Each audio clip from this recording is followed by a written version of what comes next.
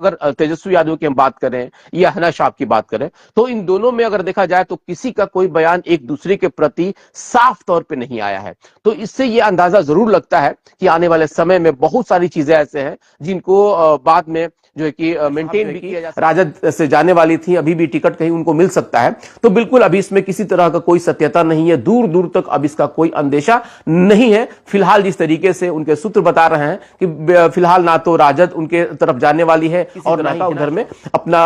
Soft रुख अपना रही हैं। लेकिन अब चूंकि समर्थकों की बात है, चाहे वो राजद समर्थक हो या हना शाह के समर्थक हो, ये सिर्फ अटकलें लगा रहे हैं, चर्चा कर रहे हैं। और इन चर्चाओं को अगर देखा जाए तो लगभग साल भर का एक दायरा बीत चुका है और इसमें सिर्फ अटकलें लगाई जा रही हैं। में पुराने से पुराने रोग जैसे जोड़ों का दर्द, गुप्त रोग, पेट रोग आदि की आयुर्वेदिक इलाज, 45 वर्षों का सफल इलाज का अनुभव। डॉक्टर CB मिश्रा, जनता चिकित्सालय, हॉस्पिटल रोड, खान मार्केट के सामने, सिवान। दिए हुए नंबर पर संपर्क करें। बिहार में तेजस्वी यादव अब जो अपना एक मतलब देखा जाए तो अपना आधार बनाने के लिए, खास करके जो राजनीतिक अपना एक बड़ा चेहरा बनाने के लिए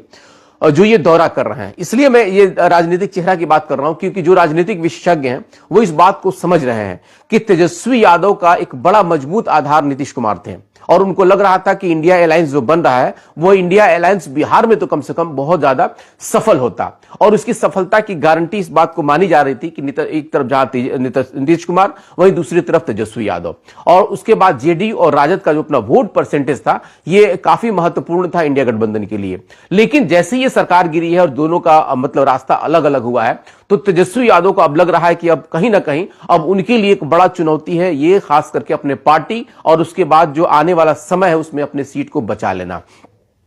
क्योंकि इससे पहले जो चुनाव हुआ था 2019 का जो लोकसभा का चुनाव, उसमें राजद लगभग देखा जाए तो मुंह की खा चुकी थी, एक भी सीट उसका नहीं निकला था। जाहिर है कि उसको दोहराना अभी तेजस्वी यादव या उनकी पार्टी नहीं चाहेगी और यही वजह है कि जैसे सरकार उनकी गिरी है उसके बाद तेजस्वी यादव काफी एक्टिव हुए हैं और उनका एक्टिवेशन का यह नतीजा है, इसकी सक्रियता का यह नतीजा है कि कल यानी कि 20 तारीख से उनका जो ये अपना जन विश्वास यात्रा शुरू हो रहा है जो मुजफ्फरपुर से शुरू होगा और लगभग देखा जाए तो 38 जिला में वो पहुंचेंगे और उसके बाद जिस तरीके से उनका ये सभा होगा, बताया जा रहा है कि लगभग 32 वो जनसभा को संबोधित करेंगे और ये 32 जनसभा अपने आप में ऐतिहासिक बनाने के लिए पूरी तरीके से वो जोड़ लगा चुके हैं। वही नहीं बल्कि उनकी पार्टी भी जोड़ लगाई है। अभी 1 घंटा पहले पूर्व मुख्यमंत्री तेजस्वी यादव जिस तरीके से लाइव आकर के अपने पेज पे उन्होंने साफ तौर पे कहा कि जिस तरीके से मुख्यमंत्री नीतीश कुमार ने जो वादे किए थे खास करके बिहार की जनता से, उसमें वो अपने आप को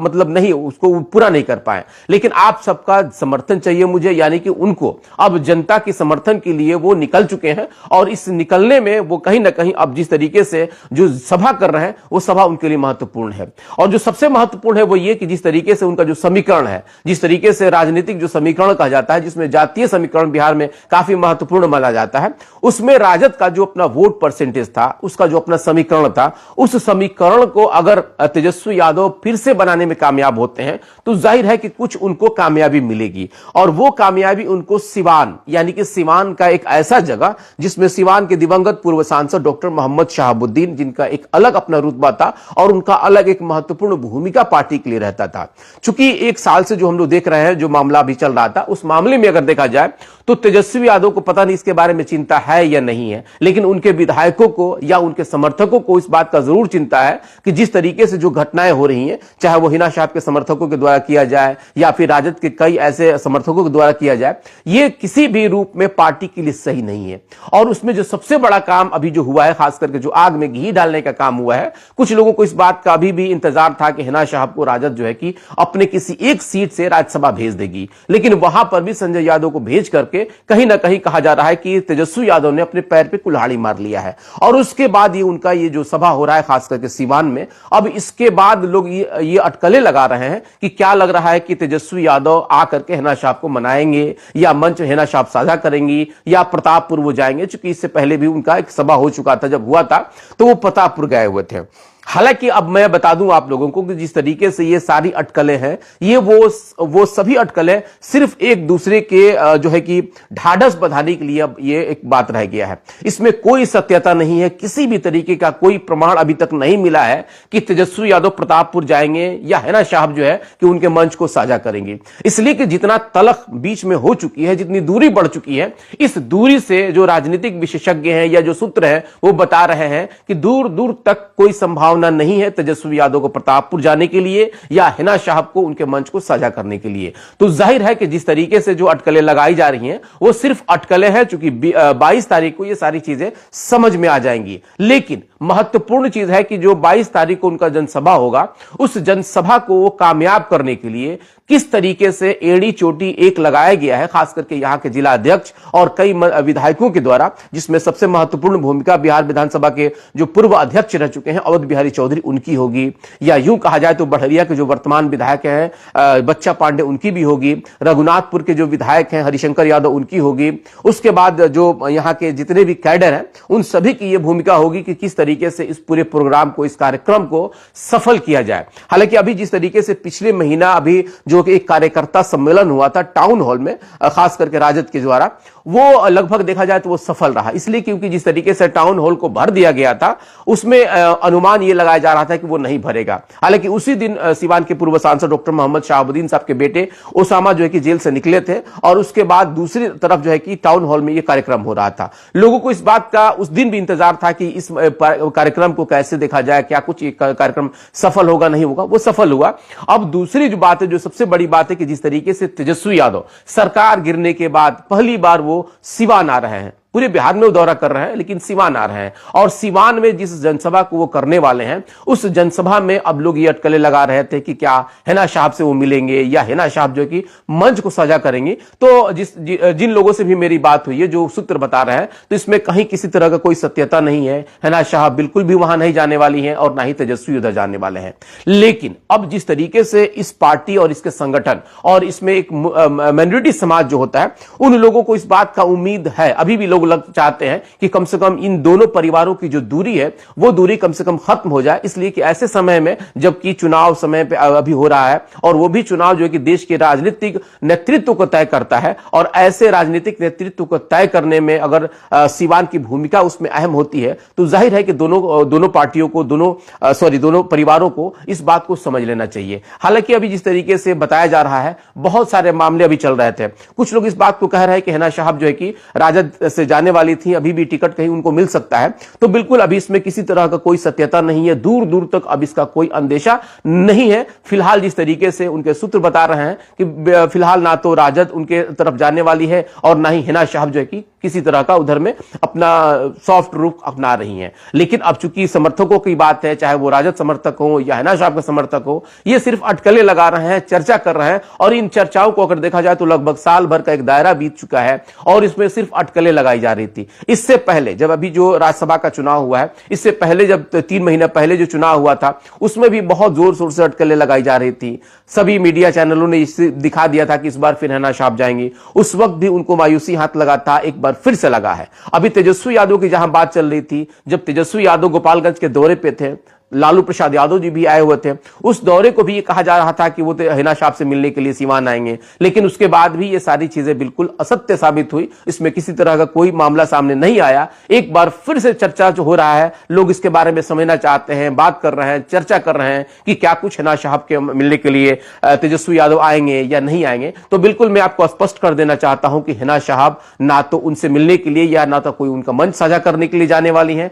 और ना ही तेजस्वी यादव कहीं पे वो जाने वाले हैं। उनका अपना कार्यक्रम है, उनकी पार्टी का कार्यक्रम है, और जिस तरीके से वो बिहार में फिर से एक बार सक्रिय हो रहे हैं अपने आप को स्थापित करने के लिए, और जिस तरह से घटना हुई है, खास करके सरकार जो बदली है, इसमें वो तेजस्वी यादव किसी तरह का कोई जोखिम नहीं मोलना चाहते हैं। वो अभी चाह रहे हैं कि किसी तरह से पार्टी और संगठन को मजबूत करें। इस पार्टी संगठन को मजबूत करने के लिए तेजस्वी यादव का ये जो दौरा हो रहा है, जिस दौरे का नाम दिया गया है जन विश्वास यात्रा, इस विश्वास यात्रा के तहत ही वो सिवान भी आ रहे हैं, और सिवान सिवान में उनका कार्यक्रम होने के बाद वो छपरा जाएंगे। हालांकि रात का विश्राम वो सिवान में करने वाले हैं, लेकिन कई बातें इसमें आ रही थी कि क्या हिना साहब से मिलेंगे। तो बिल्कुल अभी तक किसी तरह का कोई इसमें मतलब सत्यता भी नहीं है और ना ही कोई सूचना है कि वो हिना साहब से मिलेंगे या हिना साहब जो है कि उनके मंच को साझा करेंगे। तो बिल्कुल आज का ये विश्लेषण है। इस विश्लेषण पे मैंने साफ तौर पे कहा है, जिन लोगों से मेरी बात हुई है उन सभी ने बताया है कि बिल्कुल इसमें कोई सत्यता नहीं है। लोग आकलन कर रहे हैं, लोग बातें कर रहे हैं, अटकलें लगा रहे हैं। अभी इन अटकलों का क्या, चूंकि राजनीति है, राजनीति तो होती रहती है। कुछ कमेंट्स हैं, मैं जरा उनको पढ़ लूं और उसके बाद फिर इस सेशन को मैं समाप्त करूंगा, क्योंकि सिर्फ 15 मिनट हुए हैं। अभी 5 मिनट का मैं समय आप लोगों से और लूंगा। कुछ कमेंट्स हैं, मैं उनको जरा पढ़ के आप लोगों को बता दूं कि देखिए जिस तरह से अभी इसमें एस के तबरेज साहब लिखते हैं कि हिना साहब को इग्नोर करना मुस्लिम बर्दाश्त नहीं करेगा, इसका जवाब दिया जाएगा। और उसके बाद विजय कुमार लिखते हैं कि तेजस्वी से नहीं मिलेंगे हिना साहब। बिल्कुल शमशेर अली लिखते हैं कि साफ है, आप अपना देखें, हम अपना देखेंगे, कोई कहीं नहीं जाएगा, दोनों का रास्ता साफ है। अभी अब्बास अंसारी लिखते हैं किसी भी सभा में समर्थक देखकर अंदाजा लगाना गलत होगा, तेजस्वी जी को मुस्लिम वोट साधने के लिए बारीकी से समझाने की जरूरत है। बिलाल मुस्तफा लिखते हैं कि अल्लाह डरो, बीजेपी से नहीं, MIM। तो जाहिर है कि अपनी अपनी सोच और अपनी अपनी बातों से लोग जो है कि कहीं ना कहीं मतलब एक दूसरे का बात कर रहे हैं। लेकिन जो सबसे बड़ी बात है वो यही कि इस बार जिस तरीके से लोकसभा का चुनाव है और इस लोकसभा के चुनाव के पहले जो बिहार और खास करके सिवान की जो राजनीति को मिल रही है, इस राजनीतिक देखा जाए तो मुख्य केंद्र में फिर से शहाबुद्दीन साहब का परिवार है। उनके परिवार में उनकी पत्नी और उनके बेटे हैं। लेकिन जिस तरह से अभी घटनाएं हो रही हैं, इन घटनाओं को अगर हम लोग देखें तो जाहिर है कि जिस तरीके से राजद के बीच और खास करके इनके परिवार के बीच जो दूरियां हैं, अभी वो दूरियां पटने का नाम नहीं ले रहा है। हालांकि देखिए, एक चीज और कहा जाता है कि राजनीति में ना तो कोई अस्थायी दोस्त होता है और ना ही अस्थायी दुश्मन होता है। लेकिन जिस तरीके से दोनों तरफ से जो तलखियां हैं, हालांकि तलखियां देखिए, एक चीज हम लोग को यह समझना होगा कि तेजस्वी यादव और लालू प्रसाद यादव, या यूं कहें तो राजद के किसी भी शीर्ष नेतृत्व ने हिना साहब को लेकर के कोई बयान नहीं दिया है। और जब भी हम लोगों ने बात करने की कोशिश की है, उन सभी ने जरूर ये कहा है कि हिना साहब पार्टी में है। हालांकि उनका कोई बयान अभी तक नहीं आया। और एक चीज और आपको हमें बता दें, तो हिना साहब का भी कभी भी खुल करके ये बयान नहीं आया कि मैं पार्टी में नहीं हूं। उन्होंने भी कहीं देखा जाए तो, हालांकि राजनीतिक तौर पर उनका कोई बयान अभी तक नहीं आया है और ना अभी वो लोग राजनीतिक कोई बयान देते हैं। बयान से वो लोग बिल्कुल बचते हैं। तो जाहिर है कि इन सभी चीजों से अगर हम लोग आकलन करें, इसको अगर हम लोग मतलब राजनीतिक तौर पे देखें, तो बहुत सारी चीजें ऐसी हैं जिन चीजों को, घटनाएं तो हो रही हैं लेकिन इसमें जगह बहुत सारी चीजें हैं। बहुत सारे ऐसे जगह हैं जिस जगह को बाद में जाकर के उस गैप को पटाया जा सकता है। इस तरह से हम लोग देखते हैं। लेकिन जब भी हम लोग कई नेताओं से बात किया तो कई नेताओं ने ये बात मतलब खुल करके, हालांकि मतलब ऑफ रिकॉर्ड वो लोग बात करते हैं कि भाई जो ये दूरियां बढ़ी हुई हैं, इसमें मीडिया का सबसे बड़ा रोल होता है। मीडिया वाले जो है कि बिल्कुल अपना मिर्च मसाला लगा करके और दोनों परिवारों को अलग अलग किए हुए हैं। हालांकि आपने देखा होगा कि जब शहाबुद्दीन साहब के बेटे ओसामा निकल रहे थे जेल से, तो उस वक्त भी मैंने सिवान के जो एक एडवोकेट है, वो पूर्व जो है कि प्रत्याशी भी रह चुके हैं, जब मैंने उनसे बात किया, अभी वो रिकॉर्डेड है वो, तो उन्होंने कहा कि देखिए ये जो दोनों परिवारों का जो दूरियां है, इन दूरियों को मीडिया वालों ने मतलब बना दिया है। कई मौकों पे जब हम लोग कुछ नहीं कहते हैं लेकिन कुछ मिर्च मसाला लगा करके बना दिया जाता है। तो मैंने उनसे ये बात जरूर कहा था कि देखिए, आप लोग बार बार मीडिया को जो टारगेट करते हैं, जबकि मीडिया जो है कि दोनों के बीच की सेतु होती है और इस सेतु से ये अंदाजा जरूर लग जाता है कि आप लोग क्या कुछ कहते हैं। जाहिर है कि ये जरूरत है कि आप लोग अपने प्रवक्ताओं को या फिर ऐसा कोई प्रवक्ता नियुक्त किया जाए जो जिम्मेवारी के साथ इनकी बातों को रखे। लेकिन ये बातें बिल्कुल नहीं है, जो जी मन में आता है, जिस तरीके से मन में आता है वो बात कह देता है। अभी एक मिनट जरा, सिन्हा साहब मैं आपका कमेंट देख लूं, आपने क्या कमेंट लिखा है, क्योंकि आपका कमेंट मुझे सिर्फ शीर्ष नेतृत्व को आना चाहिए या शीर्ष नेतृत्व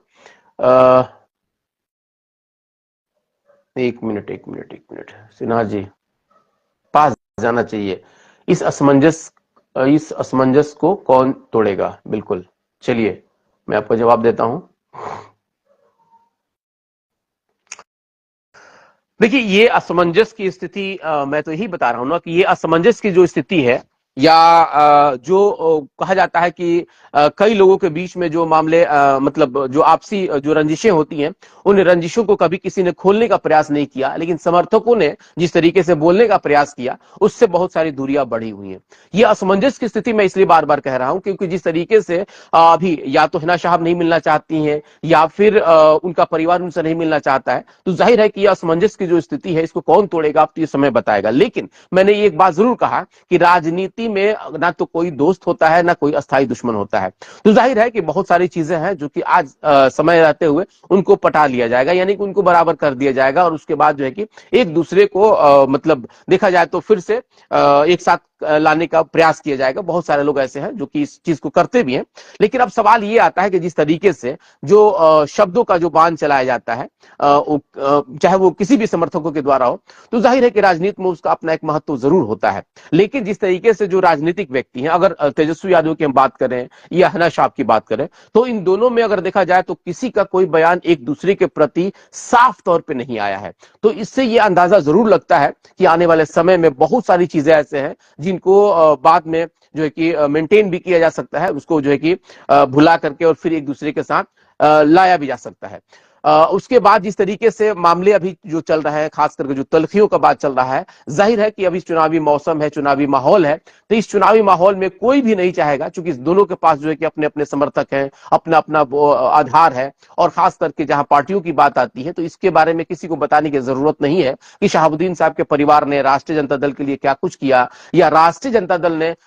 इस पूरे समाज के लिए क्या कुछ किया। ये सारी चीजें एनालिसिस का विषय है, लोग इस पे अपनी बातें रख रहे हैं और समझ भी रहे हैं। तो जाहिर है कि जिस तरीके से आज का जो चर्चा हमारा था, वो चर्चा सिर्फ इसलिए था कि जिस तरीके से लोग अटकलें लगा रहे हैं, लोग अटकलों की बात कर रहे हैं, बातें हो रही हैं, लोग एक दूसरे से बात समझना चाहते हैं। कई लोगों ने हमसे भी पूछा कि भाई तेजस्वी यादव अगर सीवान आ रहे हैं तो क्या वो हिना साहब से मिलने के लिए प्रतापपुर जाएंगे, या हिना साहब जो है कि उनके मंच को साझा करेंगी। तो बिल्कुल ये दूर दूर तक अभी इसका कोई संभावना नहीं है, ये संभावना सिर्फ अटकलें हैं। और जो सबसे महत्वपूर्ण चीज है, कुछ लोगों ने पोस्टर बैनर की बात कही है, जो सीवान में बड़ा बड़ा बैरिकेड जो कोड जो पोस्टर लगा हुआ है और जो बोर्ड बना हुआ है, जो मतलब गेट बना हुआ है, उस गेट के बारे में भी लोग चर्चा कर रहे हैं कि उसमें शहाबुद्दीन साहब का फोटो लगा हुआ है, तस्वीर लगी हुई है। जहां एक तरफ तेजस्वी यादव, लालू प्रसाद यादव, वहीं शहाबुद्दीन साहब की भी तस्वीर लगी है, तो दूसरी तरफ जो है कि सदर विधायक और बिहारी चौधरी जी का, और उसके बाद सभी विधायकों का, और उसके बाद यहाँ के जो अध्यक्ष है उनका भी फोटो लगा हुआ है। तो जाहिर है कि शहाबुद्दीन साहब राजद के कद्दावर नेता थे, उसके एमपी थे, तो जाहिर है कि वो फोटो, वो तस्वीर लगेगी।